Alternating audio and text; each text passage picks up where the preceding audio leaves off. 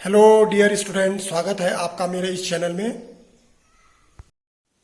Hello students, आज हम discuss करेंगे आपके साथ मियादी बुखार या मोती झरा या टाइफाइड। तो टाइफाइड काफ़ी फेमस नाम है, इसके बारे में डिस्कस करते हैं आपके साथ आज। स्टूडेंट्स, ये जो मियादी बुखार है, मोती झरा है और टाइफाइड, ये बेसिकली एक रोग है। सबसे पहले हम जान लेते हैं कि रोग होता क्या है।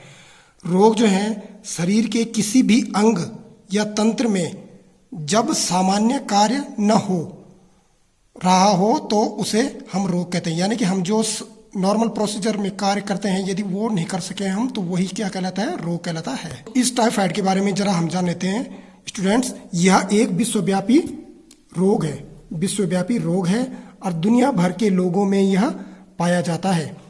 विश्व के कुछ देशों जैसे लैटिन अमेरिका, एशिया, अफ्रीका आदि में महामारी के रूप में भी यह पाया जाता है। इन देशों में सफाई पर कम ध्यान, यानी कि सफाई में लोग कम ध्यान देते हैं, एवं रोग के वाहकों की उपस्थिति इसका प्रमुख कारण है। हमारे देश में यह प्रमुख संक्रामक रोग है। यह कम लगभग प्रायः 1 से लेकर 15 वर्ष के बालकों यानी कि बच्चों में अधिक फैलता है। एक अनुमान के अनुसार लगभग 2 से 5 करोड़ व्यक्ति इससे प्रभावित होते हैं। किससे?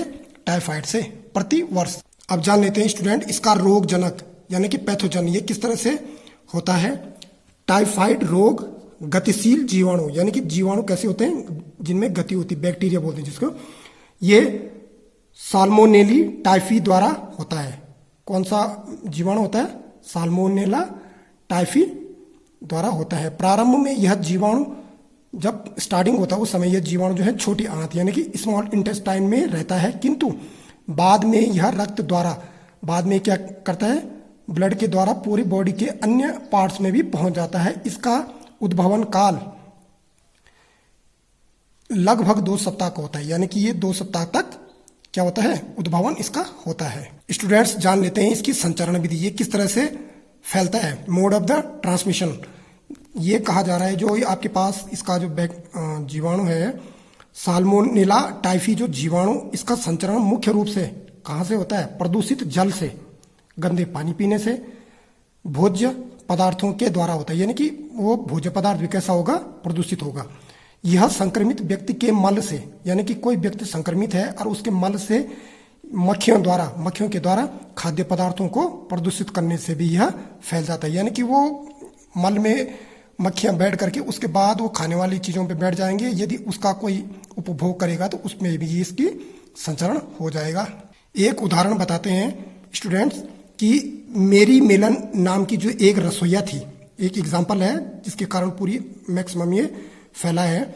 मेरी मेलन नामक जो रसोइया था जिसका उपनाम क्या, टाइफाइड मेरी था। टाइफाइड रोग की भाग थी, उस पर क्या हो रखा था, टाइफाइड हो रखा था।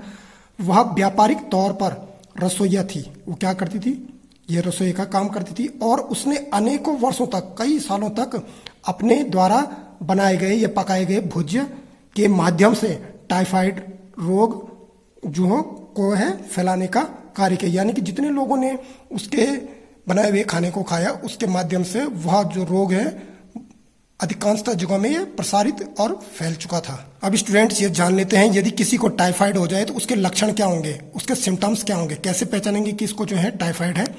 इसका सबसे पहला जो पॉइंट है कि रोगी को, जो पेशेंट होता है, उसको 103 डिग्री फ़ारेनहाइट से 104 डिग्री फ़ारेनहाइट तक बुखार आता है। ठीक है। टाइफाइड का जो बुखार होता है दोपहर के बाद अधिक होने लग जाता है, यानी कि दोपहर के बाद उसकी जो है बॉडी हीट टेम्परेचर बढ़ने लग जाता है। पहले सप्ताह में, जो पहला जो सप्ताह होता है, इसमें प्रतिदिन बुखार है बढ़ता ही रहता है। दूसरे सप्ताह में यह बुखार उच्च बना रहता है, यानी कि पहले सप्ताह में जितना बुखार चढ़ता है द्वितीय सप्ताह में उससे भी ज़्यादा बुखार चढ़ने लग जाता है और तीसरे और चौथे हफ्ते में यह धीरे धीरे कम होने लगता है। एक तो इसके लक्षण ये है। दूसरा लक्षण, इससे सरदर्द बना रहता है और भूख जो है नहीं लगती, भूख खत्म हो जाती है। तीसरा, कमजोरी हो जाती है, यानी कि जो कमजोरी होती है वो महसूस आपको होने लगती है। मल द्वारा, यानी कि जो आप लेटरिन बाथरूम जाएंगे इसके द्वारा हो जाता है। ठीक है। और पेट में जो है पीड़ा यानी कि हमेशा दर्द महसूस होता रहता है, ये इसके कारण है। एक कारण यह भी है कि शरीर पर चमकीले बिंदु यानी कि जो बॉडी होता है इस पे जो है रैशेस पड़ने या रोजी स्पॉट्स निकल आना, ये भी इसके लक्षण हैं। किसके? टाइफाइड के। और एक स्पेशल केस भी है कि उपचार न होने के केस में, यदि आप इसका ट्रीटमेंट नहीं करेंगे तो ट्रीटमेंट न होने के केस में टाइफाइड द्वारा ग्रस्त व्यक्तियों में 10% की मृत्यु हो जाती है, कि लगभग 10% लोगों की मृत्यु हो जाती है, लेकिन उनकी जो इसका ट्रीटमेंट नहीं करवाते हैं। अब स्टूडेंट जान लेते हैं इससे बचाव यानी कि प्रिवेंशन हम किस तरह से कर सकते हैं। सबसे पहले पूर्ण स्वच्छता पर ध्यान देना, यानी कि स्वच्छता पर ही हमारा बेसिक फोकस होना चाहिए। और मानव मल का भूमिगत निस्तारण टाइफाइड के बचाव का कारगर उपाय है, यानी कि जो मनुष्य द्वारा निर्मित जो मल है उस मल को जो है निस्तारण करना चाहिए किसकी में? धरती के अंदर।